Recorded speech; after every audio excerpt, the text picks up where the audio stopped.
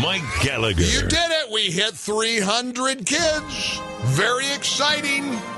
300 spots. You know that means we've raised $60,000 in a few days for our prison fellowship campaign. You are amazing. I cannot ever get over how generous our audience is. We got a ways to go now. We can keep it going. Our goal is 812 kids, but we've hit 300. So thank you to whoever just donated enough to get us 300 children sponsored to go to a Christian summer camp.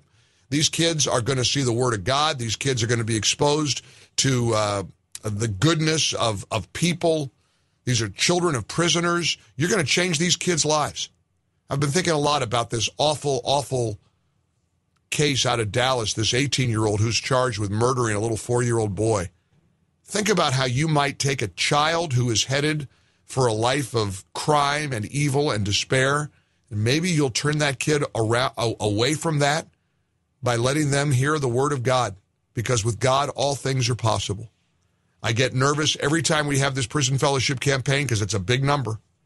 I think we'll get there. I'm praying you'll reach out and go to MikeOnline.com and click on the prison fellowship banner at the top of the page and make a donation, or call 888-206-2788. Just call 888-206-2788. And thank you for sharing this love of God and lifting these children into a wonderful week of summer camp. The summer camps are back, and you just helped us sponsor 300 children. $60,000 you've donated just in the last few days. Thank you for your love, your generosity, for your decency. Buddy Foy Jr. sounds like a pretty decent guy. He's a businessman, a restaurant owner.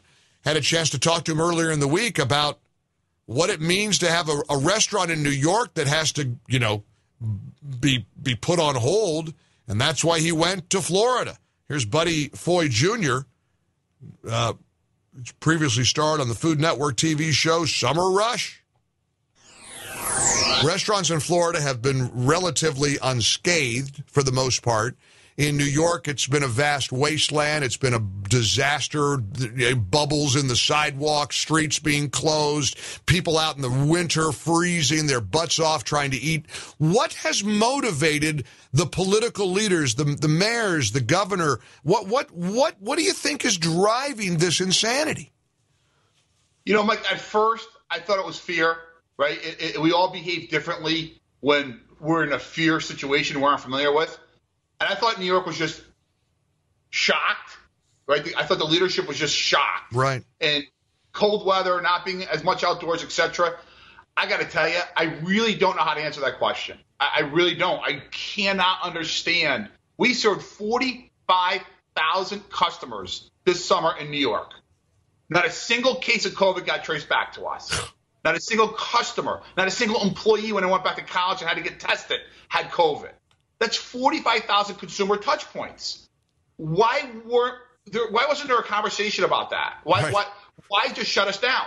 Right. Why force me to come to Florida? Right. I really have a hard time meditating on that, Mike. Yeah. And I think history will judge this moment and be able to answer that question a lot easier than you and I can. Well, either that or the writers of the history books are going to scratch their heads and say, what were they doing? What were they thinking? I remember sitting in an enclosed wooden structure out on a street in Manhattan 6 months or so ago, and it was completely enclosed, had heaters going. I'm thinking, wait a minute, I'm inside an enclosed space on the street. Why can't I just be inside the enclosed restaurant? And the restaurant owner, who I'm friends with, she said, it's crazy, but this is okay with New York, but opening my restaurant inside is not. Buddy, it makes no sense. None of it makes sense, and no wonder nobody trusts anybody. Mike, how about me having to close in Florida and then flying in a plane right next to two people, right, in Florida, right? So I'm in New York. I got to get on a plane to get to Florida to look at real estate to open a restaurant, and I'm in a packed plane. I mean, how does that make any sense? I know. There's nothing, let's face it, there's nothing about the last year and a half that's made sense. But one thing that does make sense is if you take away government assistance because of the pandemic, you're going to motivate people to work. I saw you on Fox and Friends talking about how business is booming in Florida and how different it is in New York. Can you talk a little bit about Florida's decision to take away the coronavirus assistance money, the pandemic assistance money, what that's doing in terms of being able to hire people in the workforce? Well, first I want to give credit to the FLRA, the Florida Lodging and Restaurant Association. They're just incredible here in Florida. And they got a top, and they're very good at the political environment.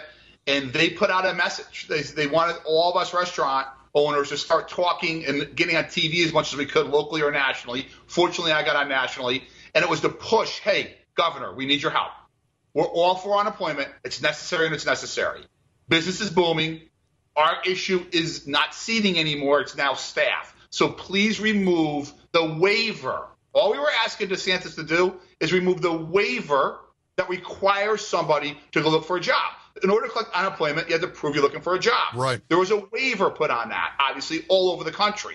And we asked DeSantis to remove that waiver. And as of the end of May, that waiver is removed, and people will have to prove they're looking for a job in order to collect unemployment.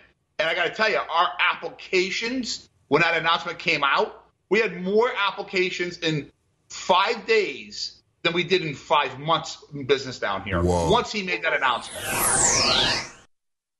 There you go. That's a conversation with Buddy Foy Jr. here on the Mike Gallagher Show. And you want to see the whole thing and hear the whole thing, rather?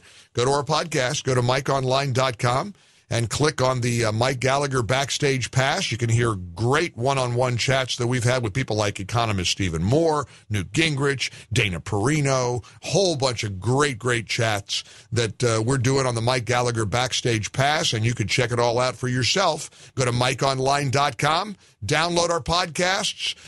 They're available wherever podcasts are available, and you can get it all at MikeOnline.com. Just check out the Mike Gallagher Backstage Pass